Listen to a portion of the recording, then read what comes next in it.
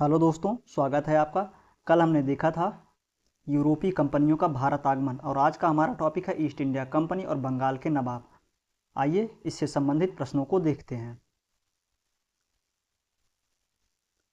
पहला प्रश्न है, निम्नलिखित में से कौन एक मुगल सम्राट द्वारा नियुक्त बंगाल का अंतिम गवर्नर था। पूछ क्या रहा है कि मुगल सम्राट द्वारा नियुक्त बंगाल का अंतिम गवर्नर। ऑप्शंस क्या हैं? सरफराज खान, अली वर्दी खान, मुर्शिद कुली खान, शुजाउद्दीन मोहम्मद खान। तो मुगल सम्राट द्वारा नियुक्त बंगाल का अंतिम गवर्नर कौन था? मुर्शिद कुली खान। आइए इसको थोड़ा डिटेल में पढ़ते हैं।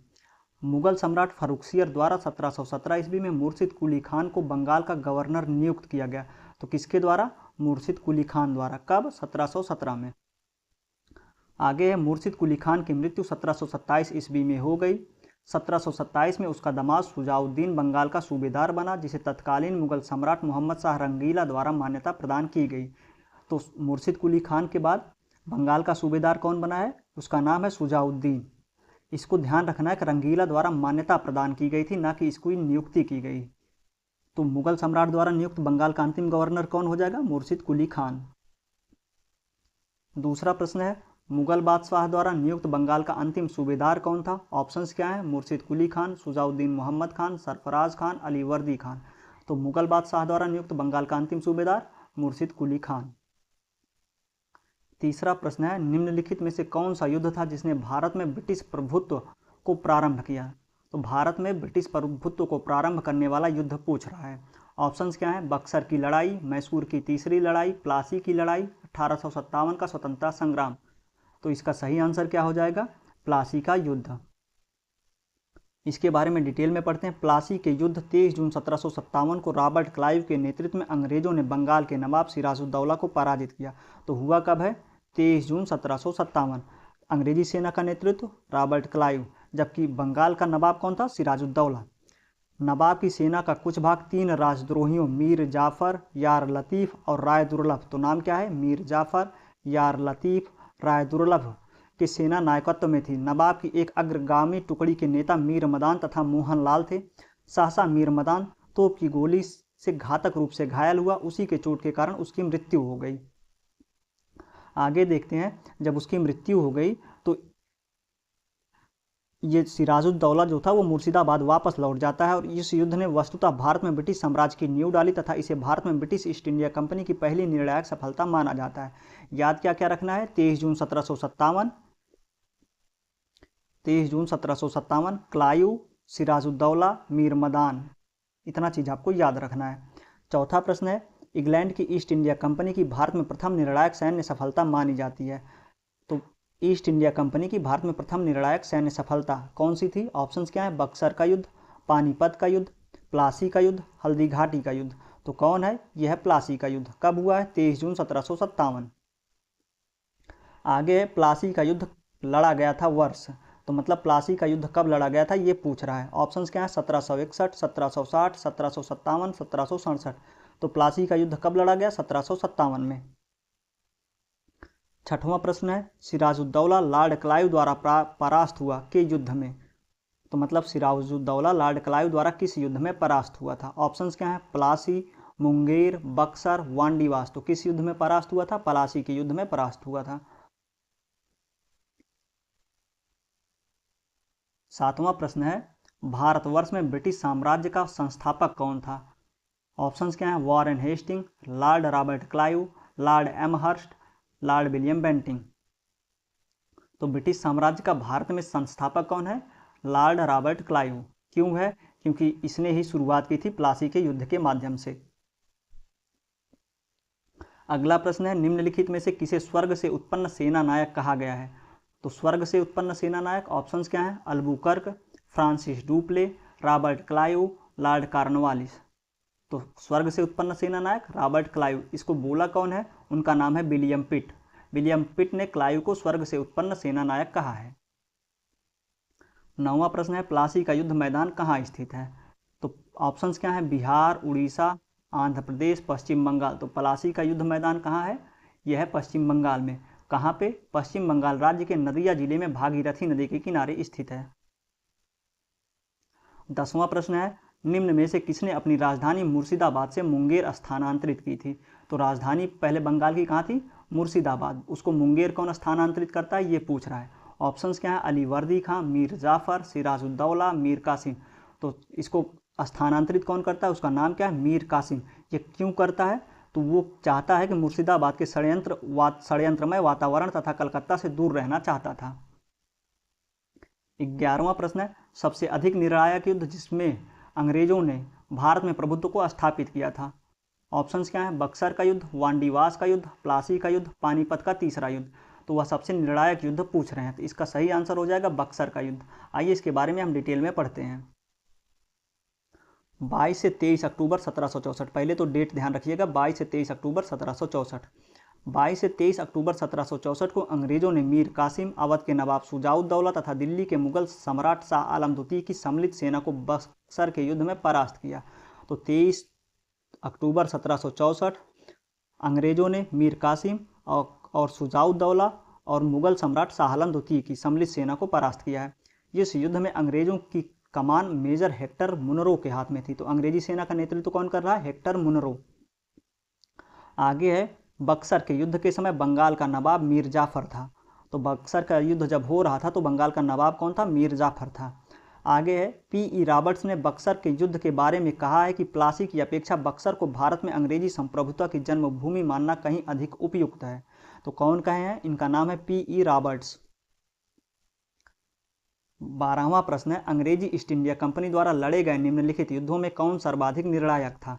ऑप्शंस क्या है? बक्सर की लड़ाई, प्लासी की लड़ाई, प्रथम आंग्ल सिख युद्ध, प्रथम आंग्ल मैसूर युद्ध। तो सर्वाधिक निर्णायक कौन है? बक्सर की लड़ाई। कब हुई है? 22 या 23 अक्टूबर 1764। आगे है, निम्नलिखित में से कौन सा युद्ध भारत में अंग्रेजों के आधिपत्य की स्थापना की दृष्टि से सबसे महत्वपूर्ण समझा जाता है? ऑप्शंस क्या है? बक्सर, श्रीरंगपट्टनम, पलासी, बांडीवास। तो किसको समझा जाता है? बक्सर को समझा जाता है। अगला प्रश्न है, बक्सर के युद्ध के समय दिल्ली का शासक कौन था? ऑप्शंस क्या है? औरंगजेब, शाह आलम प्रथम, बहादुर शाह जफर, शाह आलम द्वितीय। तो बक्सर के युद्ध के समय दिल्ली का शासक पूछ रहा है, कौन हो जाएगा? शाह आलम द्वितीय। अगला प्रश्न है, बक्सर की लड़ाई के समय बंगाल का नवाब कौन था? ऑप्शंस क्या है? सिराजुद्दौला, मीर कासिम, मीर जाफर, नजमुद्दौला। तो कौन था बंगाल का नवाब? मीर जाफर था। अगर पूछे कि बक्सर की लड़ाई के समय मुगल सम्राट कौन था, तो शाह आलम द्वितीय था।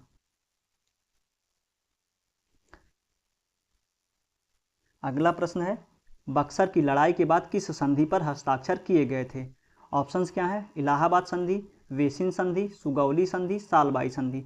तो बक्सर की लड़ाई के बाद इलाहाबाद संधि पर हस्ताक्षर किए गए थे, जिसकी डिटेलिंग हम अभी नीचे करेंगे। आगे है, निम्नलिखित में से जिस एक शासक ने ईस्ट इंडिया कंपनी को दीवानी प्रदान की थी वह था। तो मतलब ब्रिटिश ईस्ट इंडिया कंपनी को दीवानी अधिकार किसने प्रदान किया था? ऑप्शंस क्या है? फारुखसियर, शाह आलम द्वितीय, शाह आलम प्रथम, शुजाउद्दौला। तो किसने प्रदान किया था दीवानी ब्रिटिश ईस्ट इंडिया कंपनी को? शाह आलम द्वितीय ने प्रदान किया था। आइए अब इसकी डिटेलिंग करते हैं। इलाहाबाद की प्रथम संधि 12 अगस्त 1765 के तहत मुगल बादशाह शाह आलम सेकंड ने कंपनी को बंगाल, बिहार तथा उड़ीसा की दीवानी अस्थायी रूप से दे दी। किसकी? बंगाल की, बिहार की, उड़ीसा की दीवानी अस्थायी रूप से दे दी। तथा इलाहाबाद की द्वितीय संधि 16 अगस्त 1765 के तहत अवध के नवाब शुजाउद्दौला ने इलाहाबाद और कड़ा के जिले मुगल बादशाह शाह आलम को देने का वादा किया। तो मतलब इलाहाबाद की दो संधियां हुई हैं, एक हुई है 12 अगस्त 1765 को, जिससे क्या मिलता है? अंग्रेजों को बंगाल, बिहार, उड़ीसा की दीवानी मिलती है। दूसरी संधि हुई है 16 अगस्त 1765 को, जिससे क्या मिलता है? अवध के नवाब ने मुगल सम्राट को इलाहाबाद तथा कड़ा का जिला देने की बात कही थी। अगला प्रश्न है, 1765 ईस्वी में ईस्ट इंडिया कंपनी को बंगाल की दीवानी किसने प्रदान की थी? तो 1765 में ईस्ट इंडिया कंपनी को बंगाल की दीवानी किसने प्रदान की थी? अभी ऊपर देख के आ रहे हैं। बंगाल के नवाब ने, इंग्लैंड के शासक ने, मुगल सम्राट ने, अफगान के राजा ने। तो किसने प्रदान की? मुगल सम्राट ने। अगला प्रश्न है, किस गवर्नर के कार्यकाल में ईस्ट इंडिया कंपनी को शहंशाह शाह आलम द्वारा बंगाल, बिहार और उड़ीसा में दीवानी अधिकार दिए गए? ऑप्शंस क्या हैं? Lord Clive, Lord Wellesley, Lord Cornwallis, Lord William Bentinck. तो किसके टाइम दिया गया? इलाहाबाद की संधि अंग्रेजों के साइड से करता कौन है? रॉबर्ट क्लाइव करता है।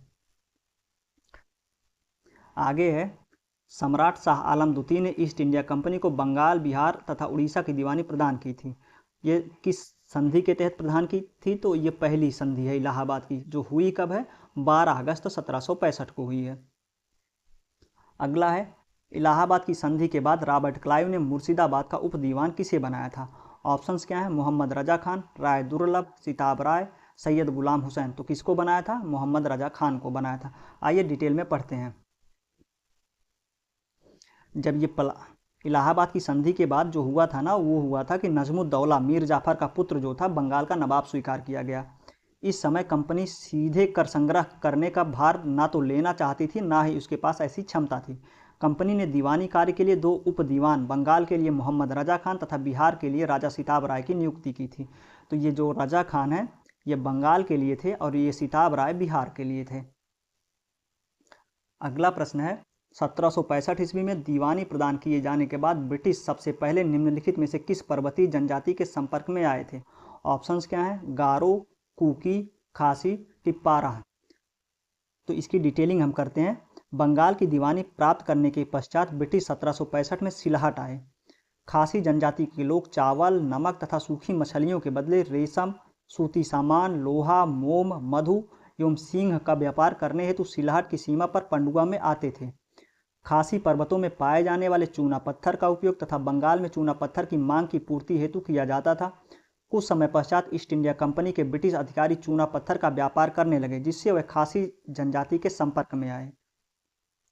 तो किस जनजाति के संपर्क में आए थे? खासी जनजाति के संपर्क में आए थे। ठीक। अगला है, अवध सल्तनत के हिंदू नायब वजीर के संदर्भ में निम्नलिखित कथनों में से कौन सा कथन सही है? तो क्या पूछ रहा है? अवध सल्तनत के हिंदू नायब वजीर के संदर्भ में ना, पहला कथन क्या है, राजा टिकैत राय नवाब आसफुद्दौला के अर्थ मंत्री थे। तो राजा टिकैत राय जो थे वो नवाब आसफुद्दौला के अर्थ मंत्री थे, सही है। दूसरा है, अवध के नवाबों के राज्य में सामान्यतः कतिपय हिंदू जातियों के लोगों को उच्च स्थान प्राप्त था, ये भी सही है। तो इसका सही उत्तर हो जाएगा 1 और 2 दोनों।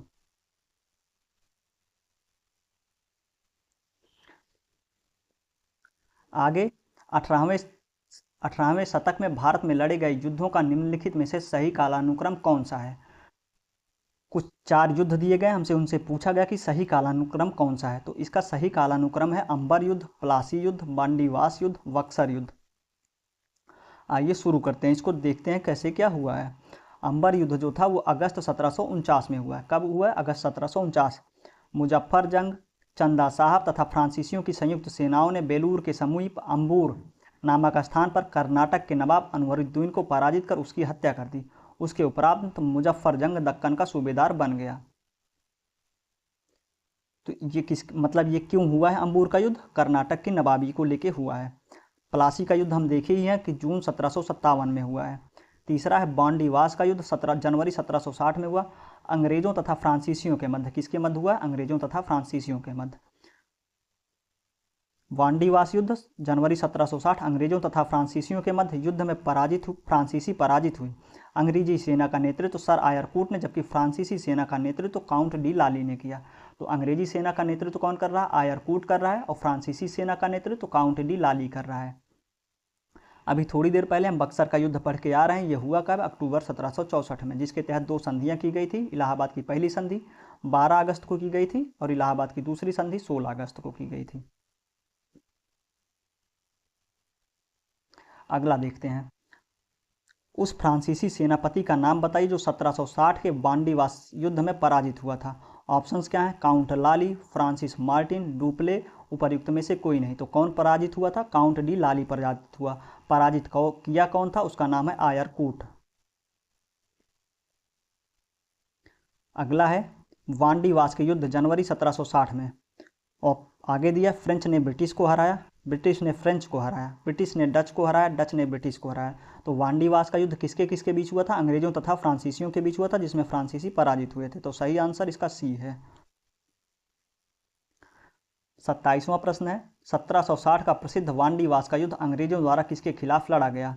ऑप्शंस क्या दिया? फ्रांसीसी, मैसूर, स्पेन, कर्नाटक, उपर्युक्त में से कोई नहीं या एक से अधिक। तो वांडीवास का युद्ध अंग्रेजों ने किसके खिलाफ लड़ा था? वो लड़ा था फ्रांसीसियों के खिलाफ। 28वां प्रश्न है, निम्नलिखित में से कौन सा युग्म सही सुमेलित है? बक्सर का युद्ध, मीर जाफर विरुद्ध क्लाइव, ये तो गलत है। दूसरा है वांडीवास का युद्ध, फ्रांसीसी विरुद्ध ईस्ट इंडिया कंपनी, ये सही है। तीसरा है चिलियावाला का युद्ध, डलहौजी के विरुद्ध मराठी, ये भी गलत है। चौथा है खुर्दा का युद्ध, निज़ाम विरुद्ध ईस्ट इंडिया कंपनी, ये भी गलत है। इसमें से हम 2 पढ़े हैं, बक्सर का युद्ध और वांडीवास का युद्ध, बाकी 2 नहीं पढ़े। आइए उसको पढ़ते हैं। जो चिलियावाला का युद्ध 13 जनवरी 1849 को लड़ा गया था। इस युद्ध में अंग्रेजी सेना का नेतृत्व लॉर्ड गफ ने किया तथा सिख सेना शेर सिंह के नेतृत्व में लड़ी। तो चिलियावाला का युद्ध अंग्रेज तथा सिख सेना ना। दूसरा है खुर्दा का युद्ध, अन्य नाम खुरला का युद्ध या खारदा का युद्ध, 1795 ईस्वी में हैदराबाद के निजाम के विरुद्ध मराठों द्वारा लड़ा गया, जिसमें निजाम की हार हुई। तो खुर्दा का युद्ध कब हुआ? 1795 में। किसके किसके बीच? मराठा तथा निजामों के बीच। तो किसकी हार हुई है? निजाम की हार हुई है।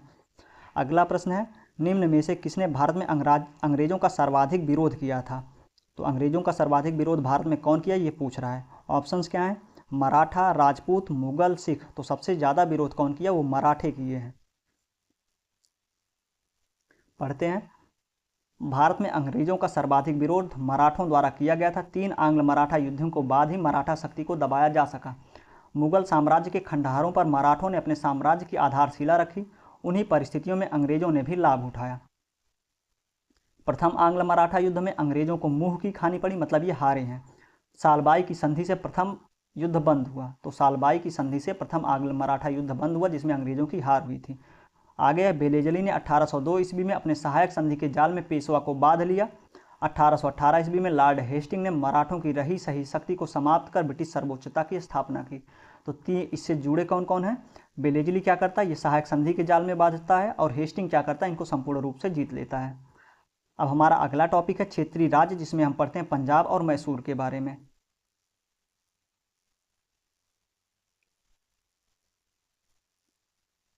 इसमें पहला प्रश्न है, रणजीत सिंह के राज्य में सम्मिलित था, मतलब रणजीत सिंह के राज्य में क्या सम्मिलित था? ऑप्शंस हैं दिल्ली, मकराना, काबुल, श्रीनगर। तो क्या सम्मिलित था? श्रीनगर सम्मिलित था। आइए शुरू करते हैं इसको। रणजीत सिंह का जन्म 13 नवंबर 1780 को सुकरचकिया मिसल, ये मिसल याद रखिएगा कि सुकरचकिया मिसल है। सुकरचकिया मिसल के मुखिया महासिंह के घर पर हुआ था। महाराणा रणजीत सिंह और अंग्रेजों के बीच 25 अप्रैल 1809 को अमृतसर संधि हुई थी। तो अमृतसर संधि कब हुई है? 25 अप्रैल 1809 को। संधि का तात्कालिक प्रभाव यह हुआ कि रणजीत सिंह का सतलज पार के राज्यों के ऊपर प्रभुत्व जमाने का सपना टूट गया। तो मतलब सतलज नदी को बाउंड्री मान ली गई थी अमृतसर संधि के तहत। परंतु दूसरी ओर जैसा कनिंघम ने कहा कि रणजीत सिंह को पश्चिम दिशा में प्रसार करने की खुली छूट मिल गई, उसने 1818 ईस्वी में मुल्तान, 1819 में कश्मीर और 1834 में पेशावर, खैबर पख्तूनवा को जीत लिया। तो मुल्तान को कब जीते हैं? 1818 में, कश्मीर को 1819 में, पेशावर को 1834 में। ये भी याद रखिएगा। सुकरचकिया मिसल ध्यान रखिएगा। अमृतसर संधि ध्यान रखिएगा कि 25 अप्रैल 1809 को हुई थी। सतलज नदी सीमा मान ली गई थी। आगे रणजीत सिंह का संबंध किस मिसल से था? ऑप्शंस क्या हैं? आहलूवालिया, कन्हैया, डलेवालिया, सुकरचकिया। तो रणजीत सिंह का संबंध अभी पढ़े हैं, सुकरचकिया मिसल से था। अगला प्रश्न है, रणजीत सिंह किस मिसल से संबंधित थे? ऑप्शंस क्या हैं? सुकरचकिया, आहलूवालिया, संधावालिया, रामगढ़िया। ऊपर पढ़ के आ ही रहे हैं, तो सुकरचकिया मिसल से संबंधित थे ये। आगे है, महाराणा रणजीत सिंह के राज्य की राजधानी क्या थी? राजधानी क्या थी? ये ऑप्शन हमको दिया गया क्या? अमृतसर, लाहौर, पटियाला, कपूरथला। तो सही उत्तर इसका क्या हो जाएगा? लाहौर। इसकी थोड़ी कहानी पढ़ते हैं कि इनकी राजधानी लाहौर बनी कैसे। 1798 ईस्वी में अफगानिस्तान के शासक जमान शाह ने पंजाब पर आक्रमण किया। कब किया है? 1798 में। कौन किया? अफगानिस्तान का शासक था जमान शाह। कहाँ आक्रमण किया? पंजाब पर। वापस जाते समय उसकी तोपें झेलम नदी, कुछ स्रोतों में चिनाब नदी का उल्लेख मिलता है, किंतु बहुत से आधिकारिक स्रोतों व इतिहास की पुस्तकें झेलम नदी को ही सही मानती हैं। तो वापस जाते समय उसकी तोपें झेलम नदी में गिर गईं। रणजीत सिंह ने उन्हें निकलवाकर वापस भिजवा दिया। 1799 में रणजीत सिंह ने लाहौर पर अधिकार कर लिया तथा उसे अपनी राजधानी बनाई। या यूं कहें कि ये जो जमान शाह था वो इनको लाहौर पर अधिकार करने का वचन देता है। आगे है, रणजीत सिंह ने किस स्थान पर अदालत-ए-आला की स्थापना की?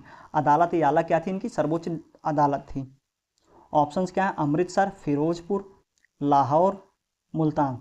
तो राजा रणजीत सिंह ने कहाँ पर अदालत आला की स्थापना की थी? वो की थी लाहौर में। इसकी डिटेलिंग करते हैं। राज्य की सर्वोच्च अदालत का नाम अदालत आला था। यह अदालत लाहौर में स्थित थी। रणजीत सिंह या रणजीत सिंह स्वयं जिसके अदालत आला या प्रधान न्यायाधीश थे। छठवां प्रश्न है कि अमृतसर की संधि महाराजा रणजीत सिंह और के बीच संपन्न हुई थी। तो मतलब अमृतसर संधि किसके किसके बीच हुई थी? ऑप्शंस क्या हैं? Lord Cornwallis, Lord Hastings, Lord Dalhousie, Lord Minto. तो किसके बीच हुई थी अमृतसर संधि? महाराजा रणजीत सिंह और लॉर्ड मिंटो के बीच हुई थी। कब हुई थी? 25 अप्रैल 1809 को। इसको हम डिटेल में अब पढ़ते हैं अमृतसर की संधि को। 25 अप्रैल 1809 को बंगाल के तत्कालीन governor general Lord Minto first की तरफ से चार्ल्स मेटकाफ तथा रणजीत सिंह के मध्य अमृतसर की संधि हुई। तो किसके किसके बीच संधि हुई है?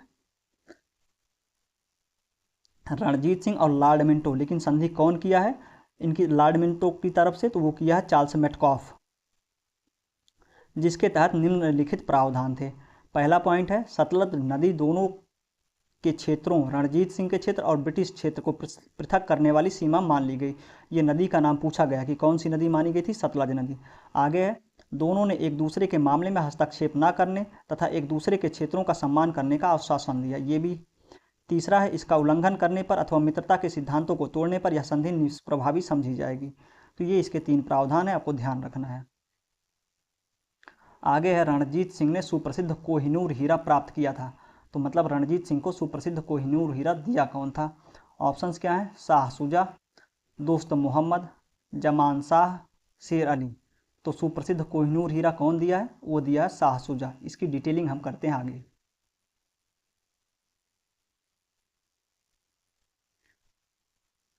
पंजाब अहमद शाह अब्दाली के साम्राज्य का भाग था, परंतु 1772 ईस्वी में उसकी मृत्यु के पश्चात मुल्तान, कश्मीर इत्यादि कुछ छोटे छोटे भागों को छोड़कर शेष पर सिख मिसलों का अधिकार हो गया।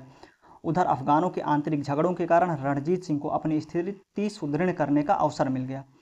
अब यहाँ से ध्यान से सुनिएगा। 1803 ईस्वी में अहमद शाह अब्दाली का पौत्र शाह शुजा काबुल की गद्दी पर बैठा। कौन बैठा काबुल की गद्दी पर? शाह शुजा 1803 में, जो कि अहमद शाह अब्दाली का पौत्र था।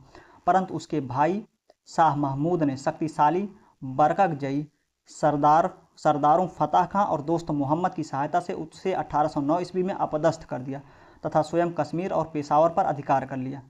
इसी अवसर पर शाह शुजा ने काबुल का राज्य प्राप्त करने के लिए रणजीत सिंह से सहायता मांगी और उन्हें कोहिनूर हीरा भेंट किया। तो शाह शुजा ने दिया है।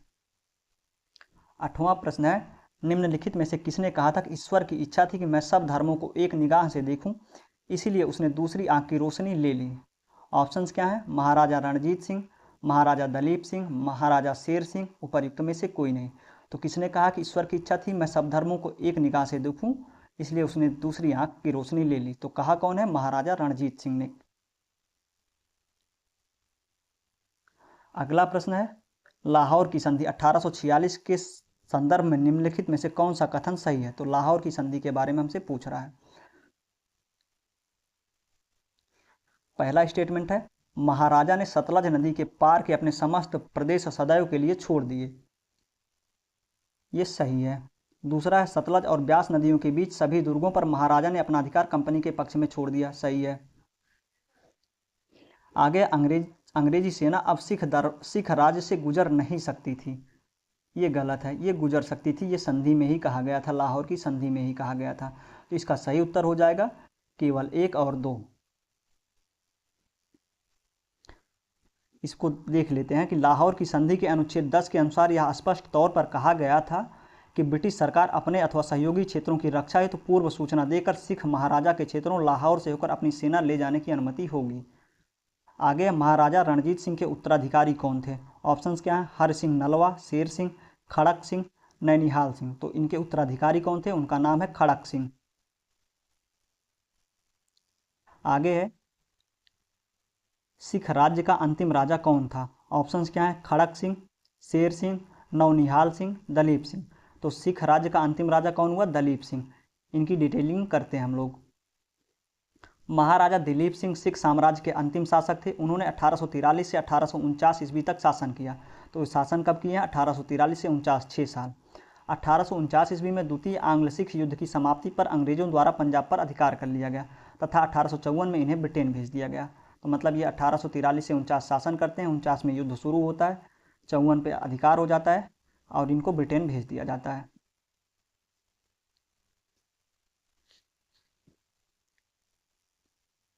आगे सिख साम्राज्य का अंतिम शासक था। ऑप्शन हैं दलीप सिंह, रणजीत सिंह, नैनीहाल सिंह, शेर सिंह। तो सिख साम्राज्य का अंतिम शासक दलीप सिंह। अगला प्रश्न है, पंजाब के पूर्व महाराजा दलीप सिंह के विषय में निम्नलिखित में से कौन सा कथन सत्य है? ऑप्शंस क्या है? 23 अक्टूबर 1893 को उनका निधन पेरिस में हुआ। दूसरा है नासिक में उनकी अंत्येष्टि हुई। तीसरा है उन्होंने कभी सिख धर्म नहीं छोड़ा। चौथा है वह कभी भी रूस नहीं गए। तो इसमें सत्य पूछा है तो सत्य केवल पहला है कि निधन पेरिस में हुआ था, जबकि नासिक में उनकी अंत्येष्टि नहीं हुई थी, इंग्लैंड में हुई थी। आगे उन्होंने कभी सिख धर्म नहीं छोड़ा, ये छोड़ के ईसाई बन गए थे। तीसरा वह कभी रूस नहीं गए, ये रूस गए थे। 14वां प्रश्न है, पंजाब के विलय के संबंध में निम्नलिखित में से कौन सा कथन असत्य है? हमसे पूछा असत्य है। पहला ऑप्शन है 29 मार्च 1849 को गवर्नर जनरल की ओर से घोषणा हुई कि पंजाब राज्य समाप्त हो गया, ये सही है। दूसरा है महाराजा दलीप सिंह के सभी प्रदेश भारतीय ब्रिटिश साम्राज्य का हिस्सा बन गए, ये भी सही है। तीसरा है दलीप सिंह को 2.5 लाख रुपए वार्षिक पेंशन दी गई, ये गलत है क्योंकि ये 4 लाख से 5 लाख के बीच थी। तो हमसे असत्य पूछा है तो सही आंसर हो जाएगा सी। अगला है, पंजाब के विलय के पश्चात पंजाब पर शासन करने के लिए निम्नलिखित में से कौन 3 की परिषद का सदस्य नहीं था? ऑप्शंस क्या हैं? H M. Elliot, John Lawrence, Sir Henry Lawrence, Robert Montgomery. तो कौन नहीं था? ये इलियट भी नहीं थे और मॉन्टगोमरी भी नहीं थे। तो 3 थे कौन, इसको हम पढ़ते हैं। लॉर्ड डलहौजी ने 1849 ईस्वी में पंजाब पर शासन करने के लिए 3 लोगों की एक परिषद का गठन किया था। किया कौन है? लॉर्ड डलहौजी, जिसमें सर हेनरी लॉरेंस को अध्यक्ष तथा जॉन लॉरेंस तथा चार्ल्स ग्रेनविले मानसेल को सदस्य के रूप में नियुक्त किया गया था। तो सदस्य कौन कौन है? हेनरी लॉरेंस, जॉन लॉरेंस और चार्ल्स ग्रेनविले। नियुक्ति किया कौन है? डलहौजी किया। कब किया? 1849 में। 16वां प्रश्न है, प्रथम आंग्ल मैसूर युद्ध 1767 से 69 में कौन विजयी हुआ? ऑप्शंस क्या है? अंग्रेज, मराठा, हैदर अली, हैदराबाद का निजाम। तो विजयी कौन हुआ था? हैदर अली विजयी हुआ था। इसको हम लोग थोड़ा अच्छे से पढ़ते हैं। प्रथम आंग्ल मैसूर युद्ध 1767 से 69 अंग्रेजों और हैदर अली के मध्य हुआ था। किसके किसके बीच हुआ था? अंग्रेज और हैदर अली। हुआ कब था? 1767 से 69। निजाम, मराठे तथा अंग्रेज हैदर के विरुद्ध एक त्रिगुट संधि में सम्मिलित हुए थे। तो हैदर के विरुद्ध लड़ कौन कौन रहा था? निजाम, मराठे और अंग्रेज। हैदर ने अपनी कूटनीतिक सूझबूझ से इस त्रिगुट को भंग करने का प्रयास किया। उसने मराठों को धन देकर तथा निजाम को प्रदेश का प्रलोभन देकर अपनी ओर मिला लिया। फिर कर्नाटक पर आक्रमण किया। अंग्रेजों की प्रारंभिक सफलता के कारण निजाम पुनः अंग्रेजों की ओर चला गया। हैदर अली ने उत्साहपूर्वक लड़ते हुए 1768 में मंगलौर पर अधिकार कर लिया। मार्च 1769 में उसकी सेनाएं मद्रास तक जा पहुंची। अंग्रेजों ने विवस्ता में हैदर अली की शर्तों पर अप्रैल 1769 को मद्रास की संधि की। तो हैदर अली की शर्तों पर ये लोग संधि करते हैं कब? 1769 में मद्रास की संधि। और हैदर अली मंगलौर पर अधिकार कब करता? 1768। युद्ध शुरू कब हुआ? 1767। किसके बीच हुआ? अंग्रेज और हैदर अली के मध्य। 17वां प्रश्न है, निम्नलिखित में से कौन 1755 में डिंडीगुल मैसूर में एक आधुनिक शस्त्रागार की स्थापना की थी? ऑप्शंस क्या हैं? नंजराज, देवराज, हैदर अली, चिक्का कृष्णराज। तो स्थापना कौन किया डिंडीगुल में मैसूर में आधुनिक शस्त्रागार की? नाम है हैदर अली। पढ़ते हैं। 1742 ईस्वी में वेंकट राय के नेतृत्व में मैसूर सेना ने डिंडीगुल पर विजय प्राप्त की। 1755 ईस्वी में मैसूर के महाराज ने स्थिति को संभालने के लिए हैदर अली को डिंडीगुल भेजा था। तो वहीं इसने क्या किया है? आधुनिक शस्त्रागार की स्थापना करता है। 18वां प्रश्न है, ब्रिटिश जनरल जिसने हैदर अली को पोर्टो नोवो के युद्ध में हराया था। तो मतलब पोर्टो नोवो के युद्ध में हैदर अली को किसने परास्त किया? ऑप्शंस क्या हैं? Captain Popham, sir Hector Munro, sir Eyre Coote, general Goddard. तो हराया कौन है इसको पोर्टो नोवो के युद्ध में? सर आयर कूट ने। 1781 ईस्वी में हैदर अली का सामना अंग्रेज जनरल आयरकूट से हुआ, जिसने पोर्टो नोवो के युद्ध में हैदर अली को परास्त किया। पोर्टो नोवो का युद्ध हुआ कब? 1 जुलाई 1781 को। अगला प्रश्न है, टीपू सुल्तान ने अपनी राजधानी बनाई थी तो कहाँ बनाई थी? ऑप्शंस क्या हैं? श्रीरंगपट्टनम, मैसूर, बंगलौर, कोयम्बटूर। तो टीपू ने अपनी राजधानी बनाई थी श्रीरंगपट्टनम में। इसकी डिटेलिंग करते हैं। टीपू सुल्तान ने श्रीरंगपट्टनम को अपनी राजधानी बनाया एवं यहाँ फ्रांसीसी अधिकारियों ने जैकोबिन क्लब की स्थापना की। जैकोबिन क्लब था क्या? यह क्लब फ्रांस के जैकोबिन क्लब की एक शाखा थी। टीपू इस क्लब का समर्थन किया और कथित तौर पर इसका सदस्य भी बना। अगला प्रश्न है, निम्नलिखित भारतीय शासकों में कौन था जिसने विदेशों में आधुनिक पद्धति से दूतावास स्थापित किया? ऑप्शंस क्या हैं? हैदर अली, शाह आलम सेकंड, मीर कासिम, टीपू सुल्तान। तो विदेशों में आधुनिक पद्धति से दूतावास कौन स्थापित किया है? उसका नाम है टीपू सुल्तान। अगला प्रश्न है, टीपू सुल्तान ने ब्रिटिश सेना को 1780 में हराया था। तो मतलब टीपू ने ब्रिटिश सेना को 1780 में कहाँ हराया? ऑप्शंस क्या दिया है? हैदराबाद में, सेरिंगपट्टनम में, पोल्लीलूर में और निजामाबाद में। तो टीपू ने ब्रिटिश सेना को कहाँ हराया? पोल्लीलूर में। हैदर अली एवं टीपू सुल्तान ने मराठों तथा निजाम के साथ एक समझौता कर लिया तथा फ्रांसीसियों से सहायता का वचन ले लिया तथा कर्नाटक पर जुलाई 1780 में आक्रमण करके अर्काट पर अधिकार कर लिया। तत्पश्चात 10 सितंबर 1780 को हैदर अली और टीपू की संयुक्त सेनाओं ने पोलीलूर या पेरुम्बकम के युद्ध में कर्नल बेली को बुरी तरह परास्त किया। किसको परास्त किया? ये ध्यान रखिएगा, कर्नल बेली को। इस युद्ध में सैन्य कमान टीपू के हाथों में थी। बेली की पराजय का समाचार सुनकर कर्नल हेक्टर मुनरो, जो इस युद्ध में सैन्य कमान टीपू के हाथों में थी, बेली की सहायता के लिए आ रहा था, वापस लौट गया। तो इसने हराया किसको? ये भी ध्यान रखिएगा, कर्नल बेली को। आगे है, अंग्रेजों ने श्रीरंगपट्टनम की संधि किसके साथ की थी? ऑप्शंस क्या है? हैदर अली, टीपू सुल्तान, डुप्ले, नंजराज। तो श्रीरंगपट्टनम की संधि अंग्रेजों ने किसके साथ की है? ये की है टीपू सुल्तान के साथ। ये बहुत इंपॉर्टेंट संधि है, खास करके मैसूर राज्य के लिए, तो इसको हम पढ़ते हैं। तृतीय आंग्ल मैसूर युद्ध कब हुआ? 1790 से 92। तृतीय आंग्ल मैसूर युद्ध 1790 से 92 ईस्वी का अवसान श्रीरंगपट्टनम की संधि मार्च 1792 द्वारा हुआ। यह संधि टीपू सुल्तान और मित्र शक्तियों British east India company, Hyderabad के निजाम तथा मराठा पक्ष के मध्य हुई थी। इस संधि में ब्रिटिश पक्ष का नेतृत्व कार्नवालिस के पास था। इस संधि की शर्तों के अनुसार टीपू को अपने राज्य का लगभग आधा भाग अंग्रेजों तथा उसके साथियों को देना पड़ा।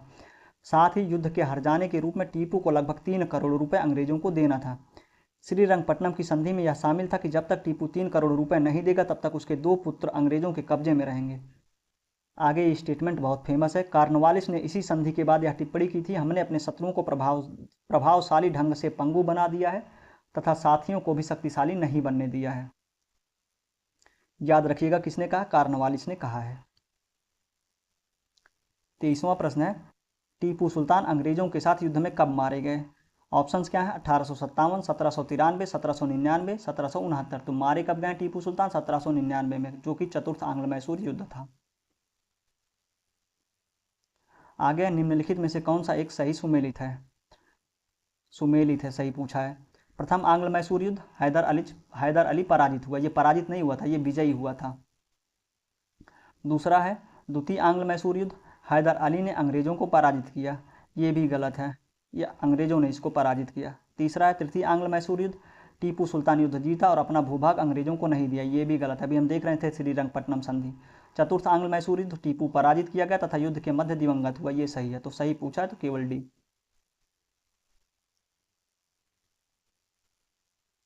पढ़ लेते हैं चारों आंग्ल मैसूर युद्ध एक साथ। प्रथम आंग्ल मैसूर युद्ध 1767 से 69 में हुआ था। कब हुआ था? 1767 से 69 में। इस दौरान बंगाल का अंग्रेज गवर्नर बेरेलस्ट था। युद्ध 4 अप्रैल 1769 को मद्रास की संधि के द्वारा समाप्त हुआ। तो पहला आंग्ल मैसूर युद्ध 1767 से 69, 1769 में मद्रास की संधि। दूसरा द्वितीय आंग्ल मैसूर युद्ध 1780 से 84 तक चला। इसी दौरान अंग्रेज गवर्नर जनरल वारेन हेस्टिंग्स था। पहले के दौरान कौन था? वेरेलस्ट था। दूसरे के दौरान वारेन हेस्टिंग था। यह युद्ध 1784 ईस्वी की मंगलौर की संधि द्वारा समाप्त हुआ। पहला युद्ध समाप्त होता मद्रास की संधि के तहत, दूसरा युद्ध समाप्त होता मंगलौर की संधि के तहत। अब तीसरा है तृतीय आंग्ल मैसूर युद्ध 1790 से 92 ईस्वी तक चला। इस दौरान अंग्रेज गवर्नर जनरल लॉर्ड कॉर्नवालिस था। अंग्रेजों के विरुद्ध सहायता के लिए टीपू सुल्तान ने तुर्की से सहायता प्राप्त करने का प्रयत्न किया। 1784 से 85 में एक दूत कुस्तुनतुनिया भेजा। 1787 में टीपू ने एक दूत मंडल फ्रांस भी भेजा। यह युद्ध 1792 की श्रीरंगपट्टनम की संधि से समाप्त हुआ। तो पहला क्या है, मद्रास की संधि, दूसरा है मंगलौर की संधि, तीसरा है श्रीरंगपट्टनम संधि, चौथा है चतुर्थ आंग्ल मैसूर युद्ध 1799 ईस्वी में हुआ। इस दौरान अंग्रेज गवर्नर जनरल बेलेजली था। 4 मई 1799 को अंग्रेजी सेना ने श्रीरंगपट्टनम दुर्ग को जीत लिया तथा टीपू ने लड़ते हुए वीरगति पाई। टीपू के कुल के सदस्यों को बेल्लौर में कैद किया गया।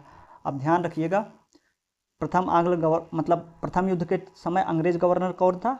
वेरेलस्ट था। संधि कौन सी हुई है? मद्रास की संधि। दूसरे के समय अंग्रेज गवर्नर कौन था? वारेन हेस्टिंग था। संधि कौन हुई है? मंगलौर की संधि। तीसरे के समय कौन था गवर्नर? लॉर्ड कॉर्नवालिस था। संधि कौन हुई है? श्रीरंगपट्टनम की संधि। चौथे के समय लॉर्ड बेलेजली था। संधि कोई नहीं हुई, टीपू मारा गया है।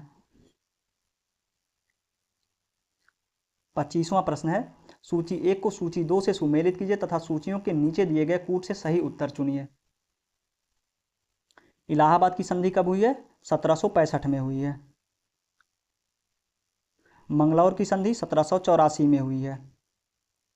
सालबाई 1782, मद्रास 1769। तो सही आंसर इसका क्या हो जाएगा? 4, 2, 1, 3।